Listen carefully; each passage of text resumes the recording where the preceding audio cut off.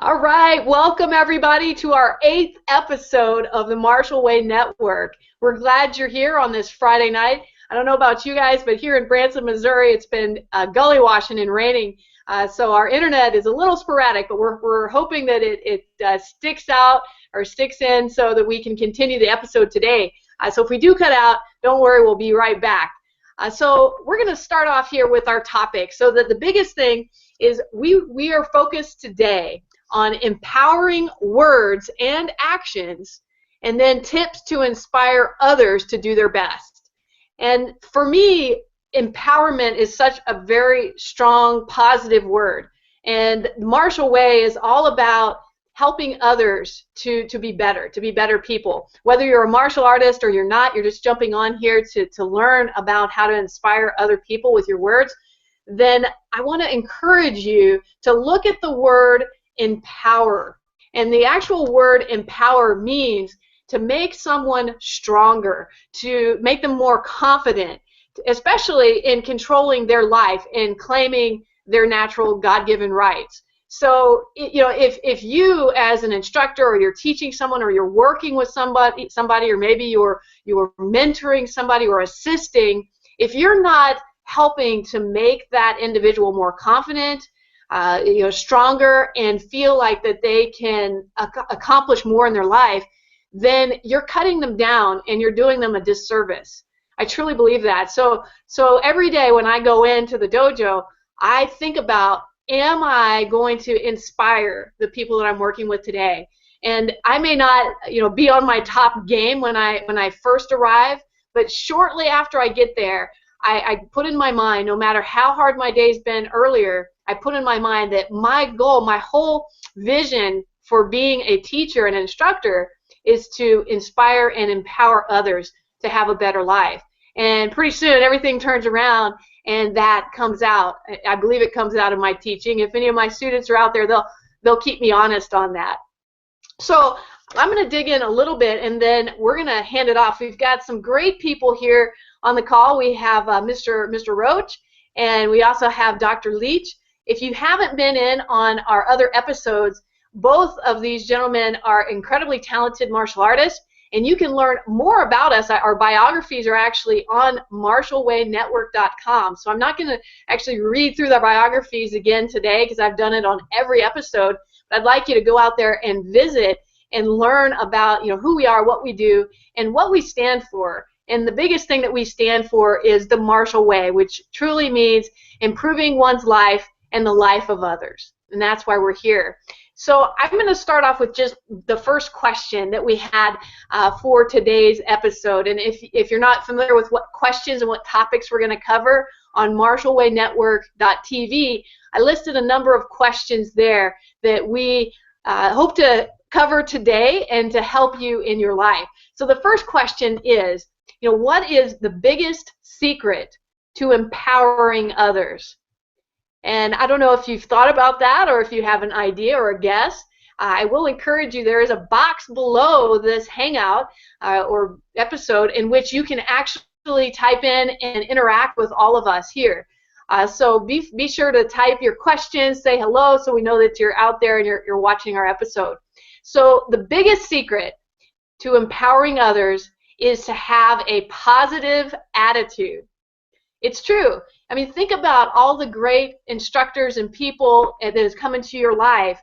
The ones that stand out, or the ones that should stand out, are the ones that had a very positive attitude, and they somehow touched a part of you. They made you feel like you could do something that you never could do before. They encouraged you. They gave you confidence. Those are the people that you aspire to be. I mean, think back to your childhood. Those are the teachers that you never forget, right?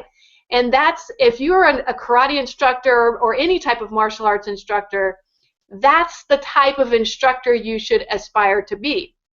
Now, I know that some of you who are watching this episode might be old school, as we call it, and you come from the school of hard knocks, where if you didn't get your stances down, you got whacked or something like that. And I'm with you. I've been there, believe me. So is Mr. Roach. But I will tell you, although that does build character, and there is a place for that, the ones that stand out to me and the ones that actually changed me to become the person I am today and continue to get stronger are the ones that empowered me and gave me confidence and encouraged me. So keep that in the back of your mind when you're thinking about your teaching. So I'm not going to take over the whole episode today. I'd like to hear some of these other gentlemen speak. We'll come back, and I have a few other things I want to cover, but I'm going to hand it over to Mr. Roach. I'd like you to kind of share what you think on this topic. All right, thank you, Sensei. I appreciate that. When you were talking about empowerment, I want to just mention that in my sociolinguistics class this past semester, there was a guy named E.G. Wenger, and I believe he was a sociologist, and I'm going to paraphrase something that he said. It was basically that power comes from a sense of belonging, and that was his theory. So I think that another aspect of empowerment, of course, comes from the leader, but also comes from creating a sense of belonging within a dojo or within a family of practitioners. And I think that that is definitely one thing that has helped me along the way, and is one thing that I feel also when I practice and train on my own, when I go to other countries, it's real important, and I feel the importance of having that sense of belonging to something. And of course, I believe that the instructor has an incredible impact on the rest of the students in creating that kind of environment where students can feel a sense of belonging and empowerment. But my experience lies more in being an assistant instructor and working together with the instructor in the front, or the master in the front. And one of my things, of course, one of the things that we talk about a lot here at the Marshall Way Network is that we need to be the example. That an example has a lot more power than just words, that actions speak louder than words, that we need to practice what we preach, as you said earlier, Sensei. And one thing that I think really helps with that is, of course, the instructor is the example. The assistant instructor can also be the example.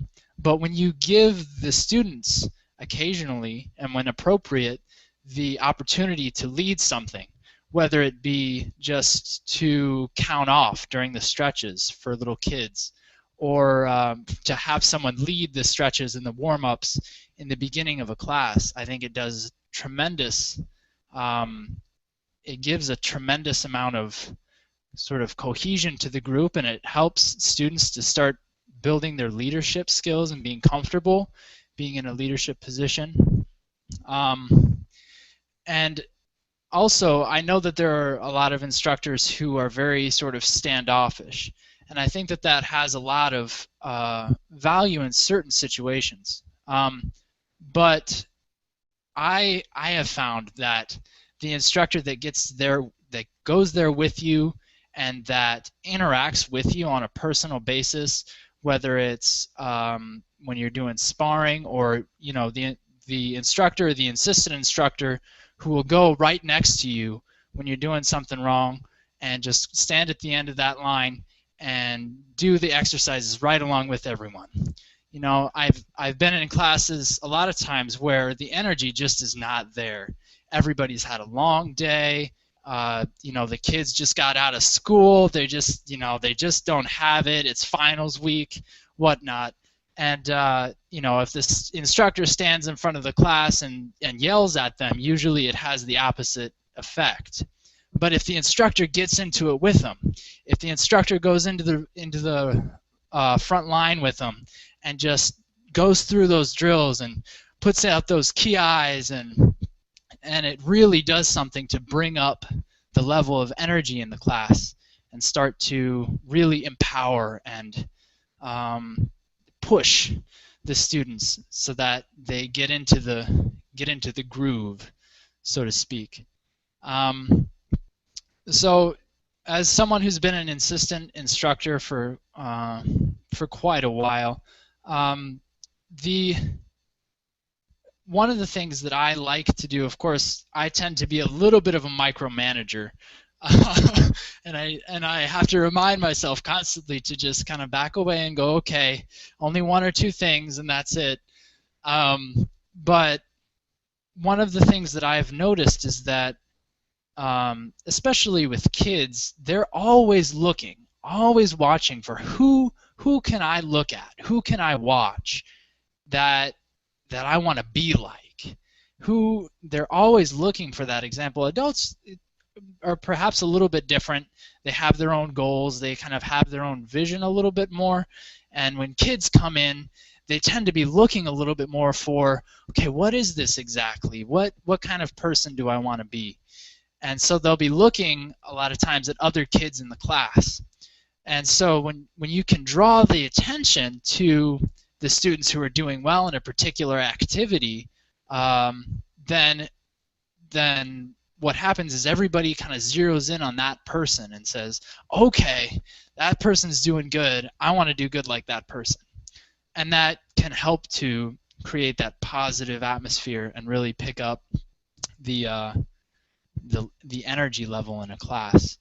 And then the other thing is, I've been in a lot of classes where I've been really, really tired, and in most of the East Asian arts, we use kiai or kihap, and I have found that when I'm really tired, if somebody makes me yell, or if I hear someone in the room just do a really loud kiai with each technique and push into it, then it really brings up the level of energy in that room again, and can really help other students to feel that energy. So, all of these things, in my mind, have been really, really helpful. I tend to be the kind of person who does a lot of micromanaging, but I like to get down and show them how to do things more than just telling them you need to do this or do that. So I'm much more of a kind of doer, a kind of hands-on person in many ways. So although each student has their own way of learning and their own style, and you want to come at it from as many angles as you like, I think that it's also important to acknowledge that we each have our own strengths and our own styles of teaching, and that we can really use those to enhance our teaching, the learning experience for our students.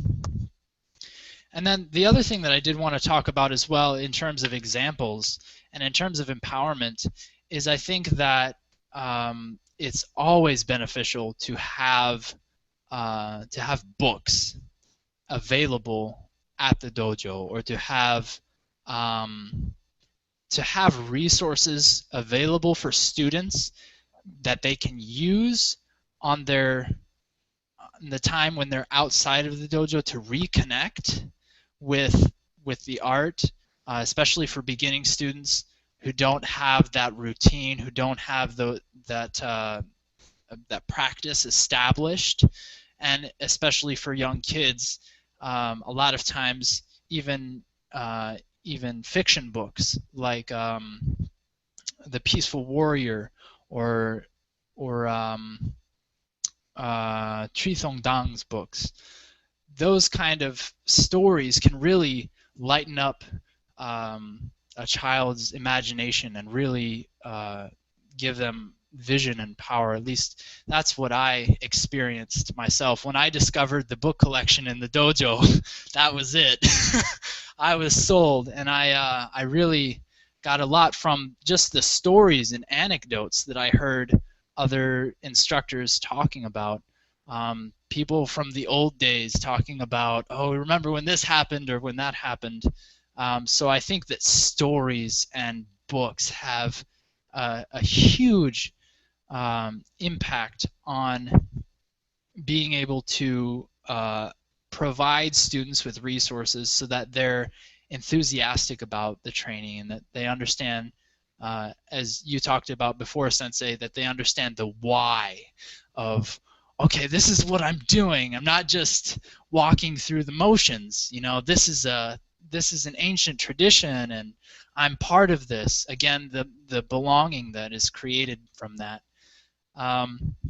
So I think that all of these things are so integral in creating that kind of atmosphere of belonging, and also empowering students and giving them a sense of, yes, I can do this, I can push my limits. Even when I'm tired, I can come to class and I can leave feeling great because the instructor and some other students in class really pushed me to bring up my energy level and to exceed and excel.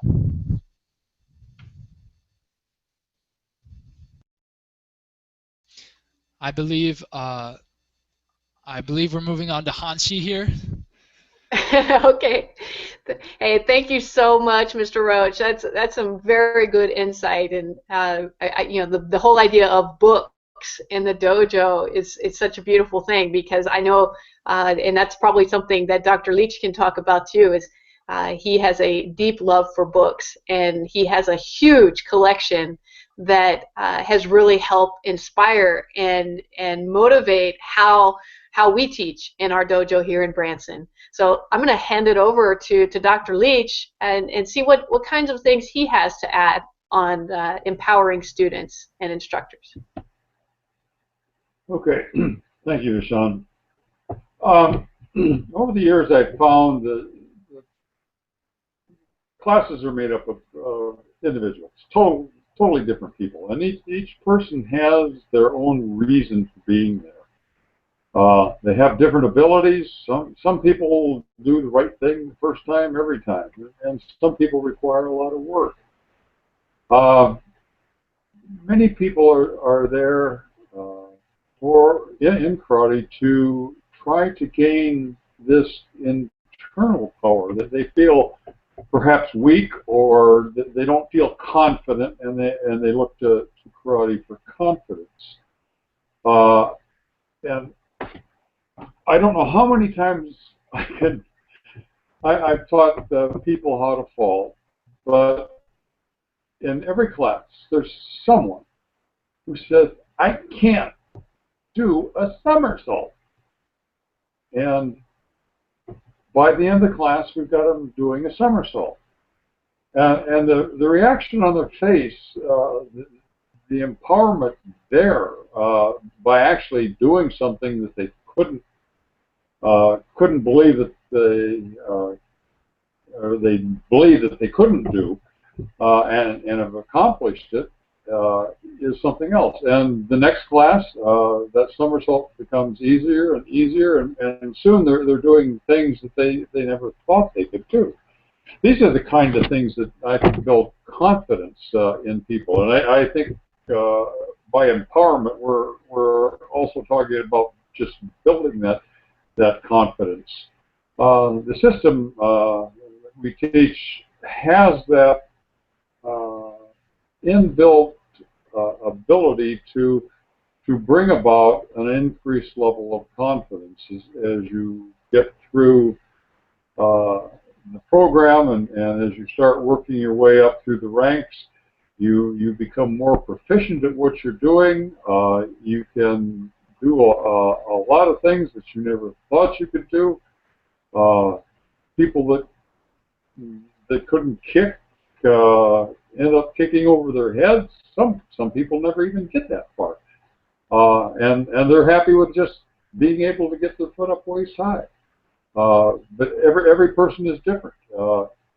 If I knew the one thing that I could empower everyone every time, I'd probably be the leader of the world in about 4 weeks.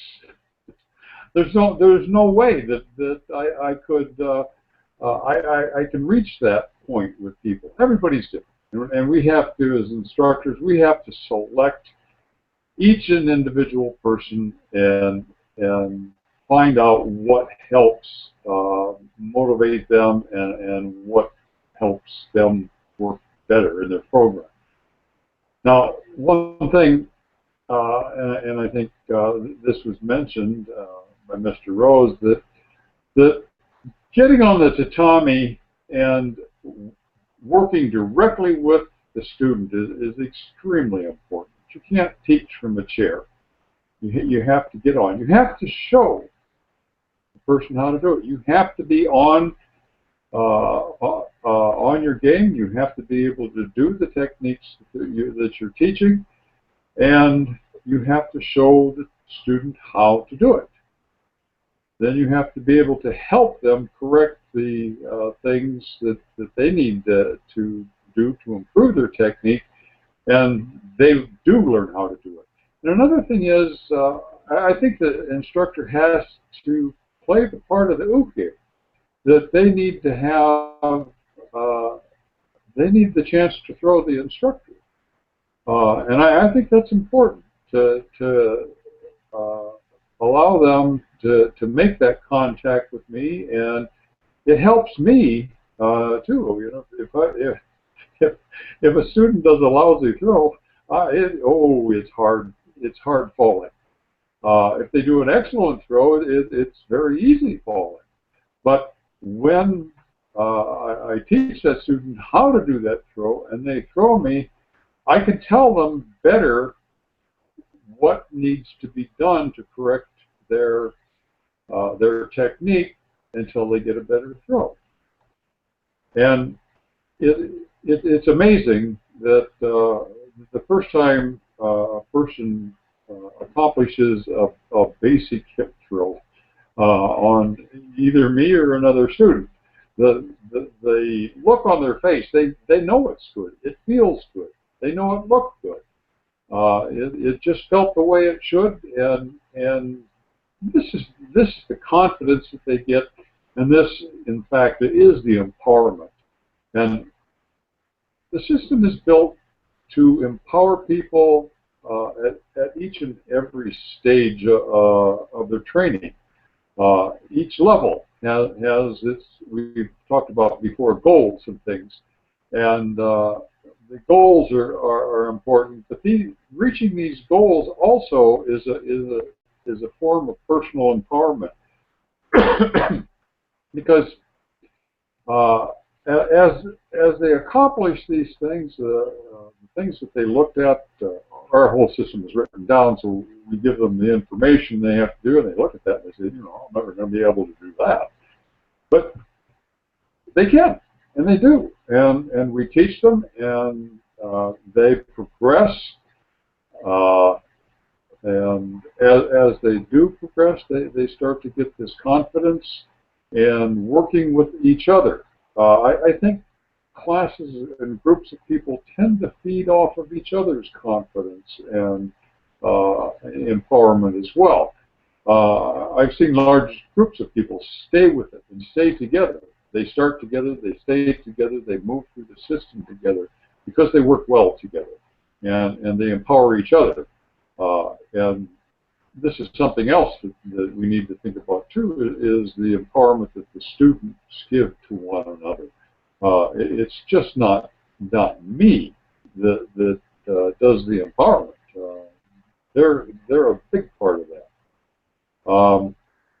Also helping students, having students of a higher level, but not instructors, teaching lower level students as they go as part of their program, helps empower them too, because if they can get the ideas across to another lower level student, then they have a certain amount of confidence that they know that that particular technique well.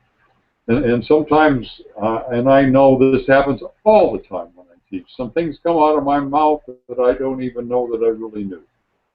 And it's just common sense that this particular thing should be this particular way. And if it is that way, then it works. Um, I also find when I let these students teach, by the way, I'm watching very closely because I want to know what the student is teaching. And if they don't have the correct technique down, I need to step in and help that student get that technique correct so that they can pass on the correct knowledge. And this also helps them fill in some of the gaps that they have in a particular given technique. And it gives them a better understanding, and when they come out with a better understanding, they come out with more confidence and they come out more empowered. So I'll turn it back to you, Sensei Boric, and we'll go back. All right. Thank you.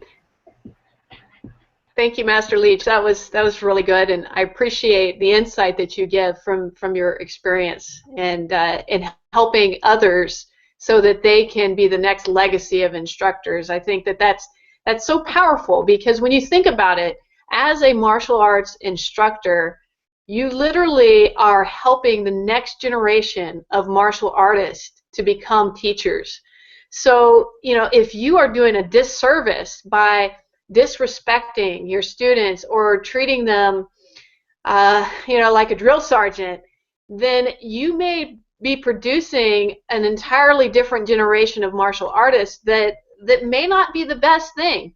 So you have to really watch your words. And I wanted to kind of dive into that now, and that is, what are some words that you should be eliminating from your vocabulary when you're teaching? All right, there actually are words that you should not use, and I'll give you an example. The word wrong.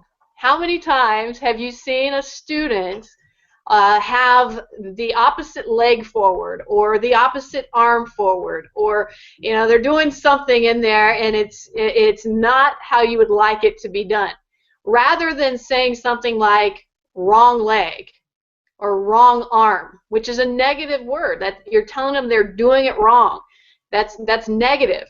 Change that. One simple word change can mean the world of difference. So instead, change the word to the word switch. So instead of saying wrong leg, just say switch legs. Notice the difference. Notice the difference in just that tone. When you hear switch legs, it doesn't mean you're wrong. It just means, hey, I need to switch legs. So, if you're saying the word wrong right now, I encourage you to change that. The other one is the word don't.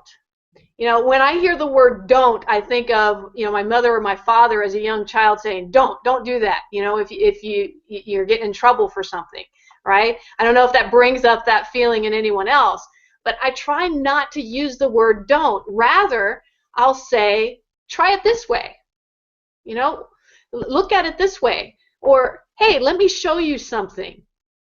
Isn't that a little more positive than saying don't do that? I think it is. Another word, and this is more for students themselves, although I've heard some instructors say this as well, is the word can't or cannot. Can't to me is a bad word. It's a four-letter word. I mean, I really, you can ask any one of my students because they know that if they say the word can't, I'm on them like a hot poker, okay? Because to me, can't, not only is it a negative word, but it also basically shuts your mind down. When you use the word can't, you have just told your entire body that you physically cannot do it, okay? And there's a quote that I've heard that I thought was really good. It says, if you think you can, you can. If you think you can't, think again. And I don't know who actually said the quote, otherwise I would tell you that, but look that one up. I'm sure you can find where it originally came from. But it's so true. Your mind, and all of you who've been in the martial arts for a while, you know this, that it all starts right here, between the ears, right? All of your success in the martial arts comes from your mental motivation and your belief that you can truly do something. Your body may not be there yet. You may want to do a front flip with a back flying kick, but your body may not be there yet, but your mind is there. And if you can get a student's mind to the point where they believe that they truly can do it, they may not be able to do it right now, but with practice they'll be able to do it, then you as an instructor have just motivated someone. You have motivated them to have the greatest thing, and that's belief and hope and desire that they can do it. Okay, so those are just a few words and how you can flip them around. And so what should you do if you hear the word can't? I tell my students all the time, I say, we do not use the word can't. We use the word show me, teach me, I don't know how, or I won't. And I tell them if you use the word won't, then you need to turn around and exit my dojo. Because that tells me that you're in the wrong place and this isn't for you. Because I want students that are willing to learn, and that's really the main part of being a good student in anything, not just the martial arts, is a willingness to learn. And if you have that willingness to learn, and that comes from humility and realizing you don't know it all, you can be taught literally anything. So I also want to give you a few phrases. So I gave you a few words to eliminate and another word that you could use or phrase you can use. I want to give you some phrases that are empowering. These are phrases that you can use every day in your practice that'll help motivate just about anyone. Okay? The first one is very powerful, and that is, I believe in you. I mean, when you have somebody that's discouraged in class, they're just not getting it, maybe they had a hard day, you go up to them and say, I believe in you. And look them in the eye and really mean it. And you would be surprised at how much that lights up somebody's eyes when they realize that somebody believes in them, because they may have lost belief in themselves on whether or not they can do something. But if you, as their instructor or an assistant, can come up and give them a big smile and say, I believe in you. You can do this. Now you've just empowered that person and you've given them a little bit of hope so that they can take the next step and continue in their training. All right, here's another one that really helps, and that is, how many times have you heard somebody who said, maybe they have a bellyache when they come to class, or maybe they're sore from a really hard workout, and they're like, oh, this is really hurting me, and they're complaining. If you get somebody who's a complainer, this is a phrase that I like to use that works every time, and that is, you say, I like how you come to class even when you're not at 100%. And just by saying that simple phrase, all of a sudden it's like a light bulb comes on and they realize, oh wow, Sensei thinks it's awesome that I'm motivated to come to class even when I'm not all the way there. And instead of commiserating with them, because that's our human nature, if somebody says they're hurt, or they don't feel good, or whatever excuse they make for that day, if you say, oh well, I'm sorry about that, if you say something like that, it's kind of flippant and it kind of gives them permission to keep complaining. Whereas on the other hand, if you say, I like how you, fill in the blank. I like how you keep going and you keep pushing through even when it's hard. I like how you show up for class even when you didn't want to be here. I like how you encourage that other student in class by being here today. You can fill in the blank with whatever you want. Another one that is also motivating is if you have somebody that maybe hasn't really accomplished what you would like for them to accomplish for the day, you might find one small thing that they are doing right, and look at that and then give them a compliment and start it off with, you always work so hard. Just use the word you always, and it has to be followed by something positive. So you might say, you always stretch really well, or you always ki really loud. I like that about you. Or you always show up to class on time. Whatever it is that's positive. And by doing that, what you're doing is you're giving them something positive that maybe they didn't realize that they did well, and you just showed them that they always do that, and you've noticed it. And now you've encouraged them and you've empowered them to keep going and doing more of that positive behavior versus the negative behavior that they may have been doing earlier. Okay, so these are just a few phrases that can be really magical when you start incorporating them into your teaching and into your assisting. All right, and I saw Mr. Rose there, and then he jumped off, so I don't know if he lost his connection or not. I was going to invite him on here. While we're waiting, I want to give you a few others, and that is a lot of times you'll have like one student who's on their game, and they're like really motivated in class, and like everybody else, or it appears that way, everybody else is just kind of him-ha. You know, maybe they're just not on their game that day. What I like to do is, rather than, you know, tell everybody, come on, let's count, or come on, get motivated, and be that cheerleader, I pick out the one that's doing right, and I'll compliment them in front of everybody.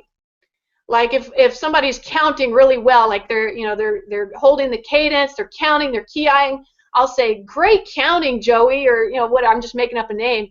Great counting, or great counting, Mr. Rose, or way to do exercises, you know, Mr. Leach, or Dr. Leach, you know, way to influence other people, Mr. Roach. And so now you've got, you know, motivation, because the other students see that and they hear that, and so then it's like, again, it's like magic. All the other students start counting right away after I compliment somebody else, and so it's really neat how that works. So I want to share just a few more tips too. And one of the things that I started doing when I first opened my doors in my dojo, once I got students that got up in rank, I have an assistant training program that I put together. And this assistant training program basically goes through the expectations that I have for assistants, and it also gives some positive tips to help them in their journey to becoming a future instructor.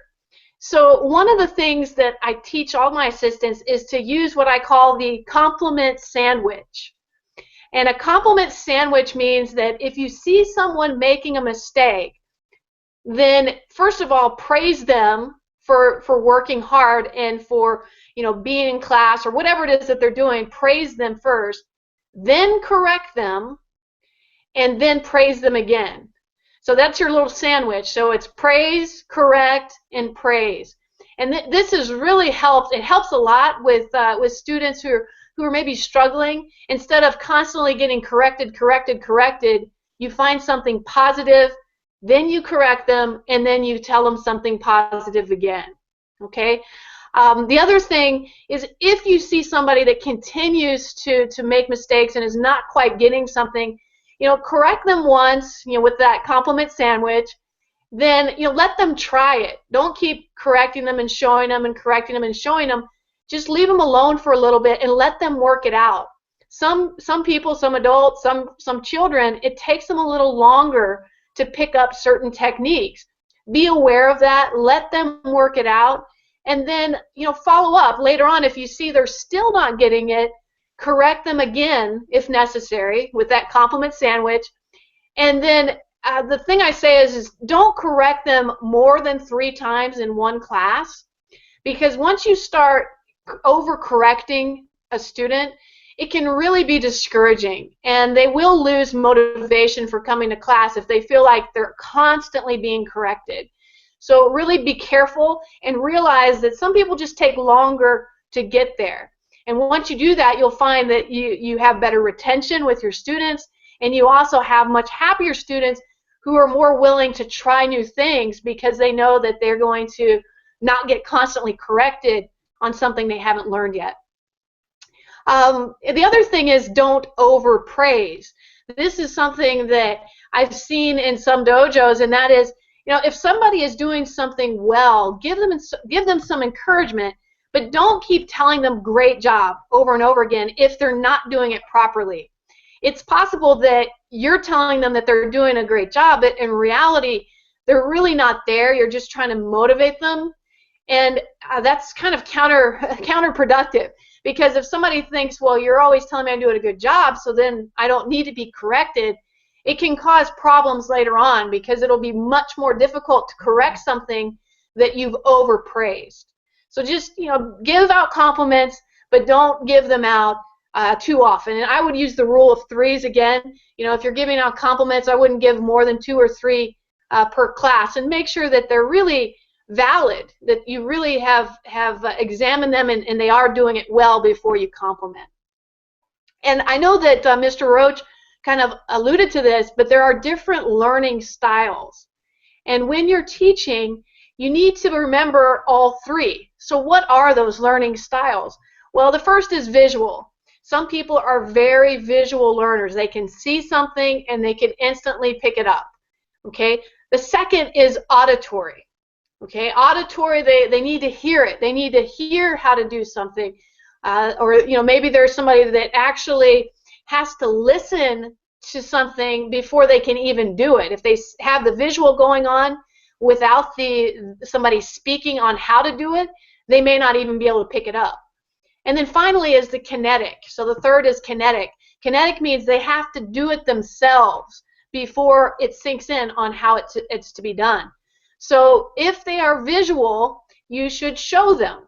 Show them how to do it. Physically, get up there, show them exactly how to do what it is you want them to do. If they're auditory, tell them, you know, walk them through verbally exactly the steps that you'd like them to take. And then finally, kinetic. Have them do it. Give them some time after you've shown them and spoken to them how to do it. Give them some time to actually do it. Now you're probably thinking, okay, well, how do I know if they're auditory or visual or kinetic learners? Well, you really don't unless, you know, they know. Some people just know what they are. So what I try to do is I try to incorporate all 3 when I teach. So I actually have a chalkboard in my dojo, and a lot of times I will write something up on the board so that my visual learners can see that. And then I also speak it out. I say whatever it is that I write so that they hear it, and then we do it together as a group so that everybody's doing it kinetically. And so try to incorporate all 3 when you're teaching or assisting. All right, I think that about covers the topics that I had.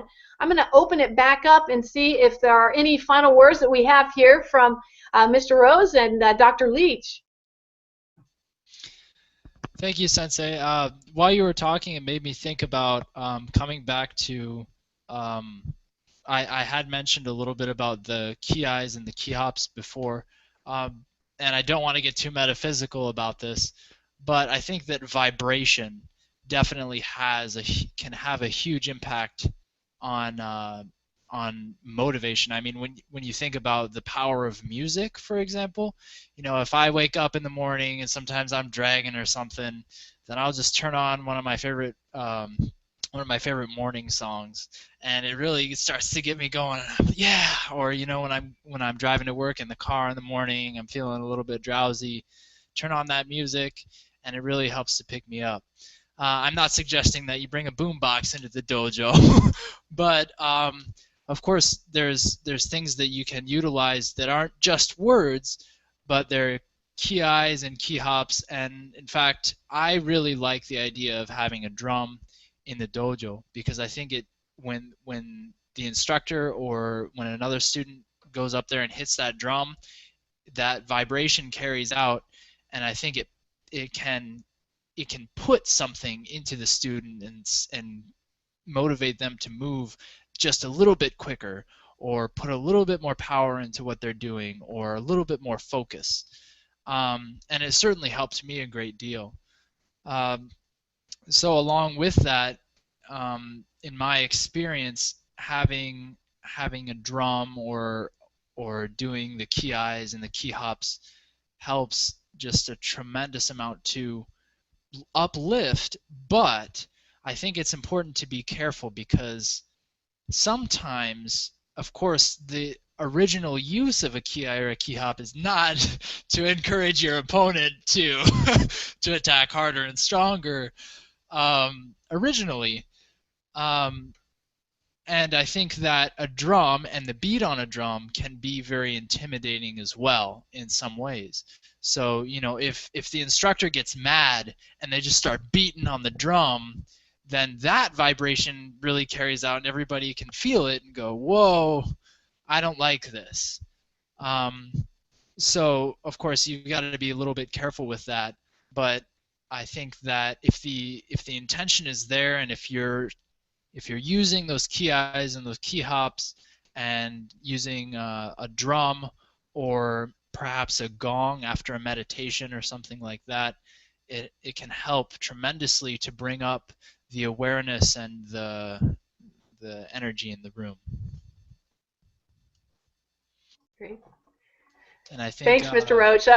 That's really a great concept, and you're right. And I remember one of the dojos that actually you and I were at, they had the drum, and it was such a great thing when that drum came into the dojo, because it wasn't there before, and then all of a sudden the drum beat started going, and it was so motivating.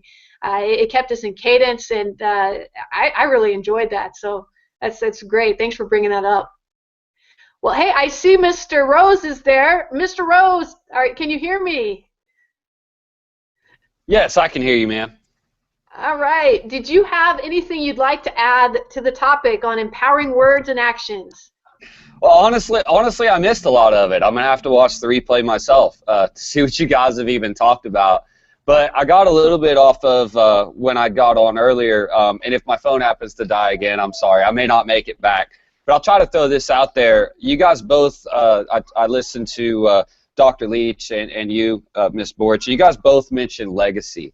Legacy is something I've always found very important. And when I first started out, and I mention that to people, sometimes they say, well, what, you want your name on some big organization or something like that. And I said, no, it's not like that. It's not about me. It's a legacy of a way of life that can pass through me. That's actually what's important to me as far as being a teacher. So as part of that, we're one of those schools. We have it's not like quite like a lot of them I've seen before, but we use what we call a leadership program, and in reality, it's not really a separate class. We have a class time set up that anybody can come to that we call leadership. That's kind of a time where we let some of our higher ranked students, more than in regular class, kind of take control and lead drills, and we find it helps with anxiety and lots of other things like that. Plus, there's nothing quite like having to teach a technique to somebody else to really start to understand all the little inner workings about it and what you have to do different with somebody taller than you or somebody shorter than you or whatever the case is in some instances. So we use this within this leadership program, and we kind of do a assistant instructor program and stuff like that too. And it doesn't cost any extra. It's just something that students that want to do it or that need it, sometimes I push some students into it, get a chance to kind of be on the other side of the fence for a little bit. But one of the things we talk about, and this relates to attitude and dealing with people and just a work environment, is we talk about class management skills and rapport building skills. And a lot of you guys were talking about the same things we use under those skills. So for example, reinforcing positive behavior. And I know that sounds like something you'd see in a parenting magazine, and true enough, but it works really, really well on the mat too, to not just be looking or saying something on something negative going on, but to be constantly praising the good behavior, the good voice, the good key ops, the good parts of techniques, this, that, and the other. And we always talk about that when dealing with other people, reinforcing positive behavior, and yet giving specific praise. That's another one we talk about. So when you do praise something, give very specific praise. That kind of leads into another one where we talk about positive correction rather than criticism. So how we talk about it is the sandwich concept. So if you're going to correct something, tell them something positive they did about what they did, and then give them the thing they can work on, what we call the negative, and then end with a positive of how it'll get there if they keep practicing or you've seen the improvement that they've made on their practicing and things like that. That's another one of what we call our class management skills, our student management skills. And I know Dr. Leach spoke on a subject that we call the concept of personal victory. He was talking about somersaults. I remember catching that part of the conversation and getting someone to do something as simple as that by the end of a class. But then let them feel like, and I see this a lot of time with instructors, is they'll kind of work with someone for a long time on something that may seem simple to them, and then when that person gets it, they're very excited, but the instructor's like, oh yeah, you finally got it. Let them be excited. Build that excitement with them. If you're excited for them, then they're going to be more excited for themselves, which goes into another one of our class management skills we talk about as a teacher, you're the one that is setting the mood. You're setting the entire tone of the class and the students in front of you, whether that's one student or a group or the entire class. It's how you talk, how you act, and how you present yourself that sets the entire mood for everybody else within that class. And I know I didn't catch what you guys were talking about with drums and stuff, but we use music a lot in our classes. We generally don't have the quiet background too often unless we're doing some meditation things or something like that. But when we're doing our drills, we usually will have some music going. The idea behind all of these basically is to create a positive climate for people. People always are willing to try harder and work harder when they think they're doing well with something, and it's easier for a lot of people, even if they do let their ego get involved, to take correction when they still feel like they're doing something well. And those kind of things, using personal approach for those kind of things, like I think Ms. Borch mentioned making eye contact, saying things like, I believe in you, you know, and stuff like that. I think all those things are really, really, really important, and always giving feedback to students. And I talk about that with our assistants and stuff, and I say, or even any of our leadership people, I say, anytime you're with a partner, thank them, tell them what they did well, maybe help them with a little correction here and there or something like that. But always be willing to throw the compliments out there individually. So even if you're teaching a group, you know, don't let the fury of getting involved in teaching a group take away from your ability to walk over to one student in particular and say, hey, that was incredible. It's incredible where you came from and where you're going to. So we kind of do that as part of a special program for patches and assistant teaching things, stuff like that. The last thing I think I'll add to this is when you are teaching, and I think it just comes as a pet peeve of mine, when I was younger and different schools I would go into and schools I would look for when I was looking for something in particular in a school, I always looked for a teacher that was real. Let me put it that way. And I think we've all met those teachers who somehow put themselves as almost unrealistic in their skills and skill sets and things like that. And me personally, I always took the approach as a teacher of teaching with humility. And what I mean by that is, you know, I'm not afraid to mess up in front of my students. I'm not afraid to get beat by one of my students. That happens regularly, and in fact, it makes me very proud because it makes me feel like I'm doing something right with them. Don't be afraid to, you know, admit when you don't know something. If someone asks you a question, don't be afraid to admit you don't know it. Just say, I don't know, but I'm going to try to find some people who can tell me the answer to that. So you can both get the answer, because you're not growing as a teacher or as a student yourself if you're just, you know, making up answers or blowing hot air all the time, as if you know things that maybe you really don't know that well. So I always say, you know, when it comes to teaching, don't be afraid to, I'm not saying be hard on yourself, but don't be afraid to constantly be reevaluating your own skills, and don't be afraid to admit and see your own weaknesses and admit when there's something that you're not great at, but you're always working for it. And that can inspire that same working mentality in all of your students. If I tell I got students that can do things I can't, if I tell them, hey, you know, that's fantastic that you're doing that, and I know I just said can't. That's a bad word in my training facility too. I do understand I just said that, but I always like to say, you know, hey, I've been working on doing something like that too, and I may fall flat on my face, but I'll go out there and show them I can try it, and show them I'll try it too, and I'm not afraid to get out there and do it with them, even if it's something I don't know anything about. I've got some gymnasts in class that are always messing around with different things. They've actually taught me how to do a back handspring now. I'm really happy about that. But yeah, that way you can learn stuff from your students too. Your students got different backgrounds, some of them, and some of them are going to know other things. So again, teach with humility, you know, and don't be afraid to, you know, you talk about drill sergeant. You made the comment about the drill sergeant teacher a little while back. Yeah, every teacher has to be that way sometimes, but don't be afraid to every once in a while joke with your students too. I know some of the best classes I've ever taught were ones where I just opened up and I would allow myself to joke with my students even though we weren't supposed to be talking or whatever, you know, things like that, and you know, allow them to tease me and I'll tease them about it. All good-natured, but it builds a rapport, it builds a better connection with your students. They feel more closely connected to you when they can see you as being human as well, and they can see you trying and struggling and yes, occasionally failing the same way that they do on the floor. And then it makes them feel like you know maybe a little bit more about how they feel than they want to admit that you might know. So I feel like that's very important, and I talk to all my assistants and instructors and leadership people about that. You know, don't be too proud about your own skills. Never be too proud to back up and reevaluate yourself and your skill sets, and never be afraid to admit you don't know something. Never be afraid to admit you are wrong about something. I couldn't tell you how many times I said something in class and I could have swore I had it, and then I find out otherwise. And I'll go up to the class, I'll say, hey, sorry guys, I may have given you some bad information.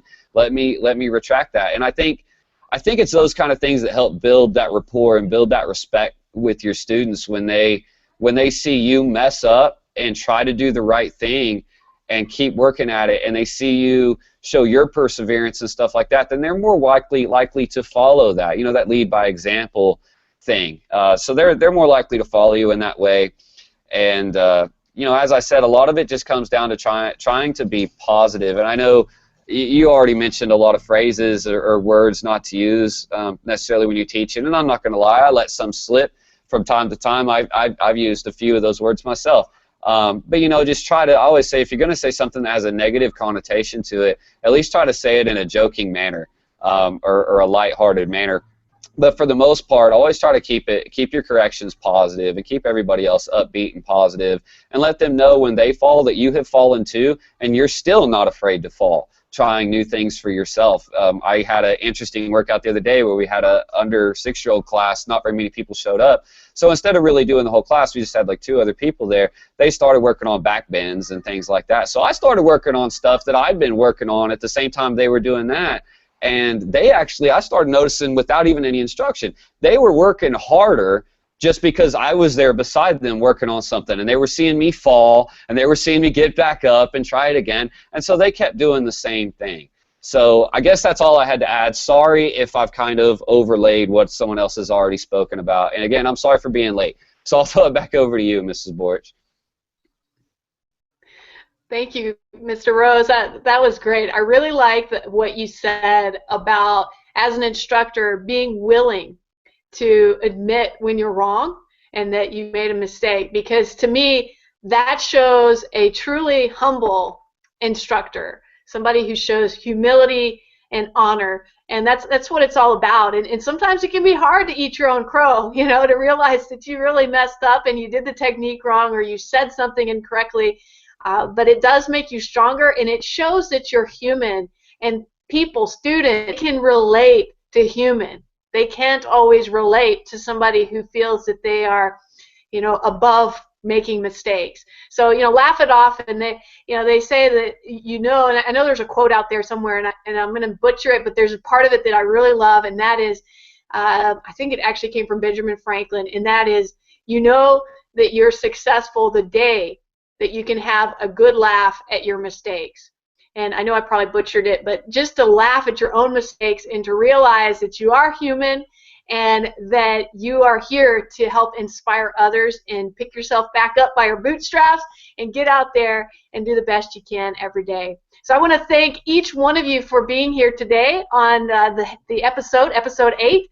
And we actually have a big surprise for you. We're going to be doing another episode next Friday. We have a special guest, a capoeira instructor who's going to be, we're going to be interviewing him. So be sure to tune in next Friday, same time, same place, and you'll get to hear a little bit about the martial way as it is in the capoeira world. So join us then. Until next time, have a wonderful evening. Take care.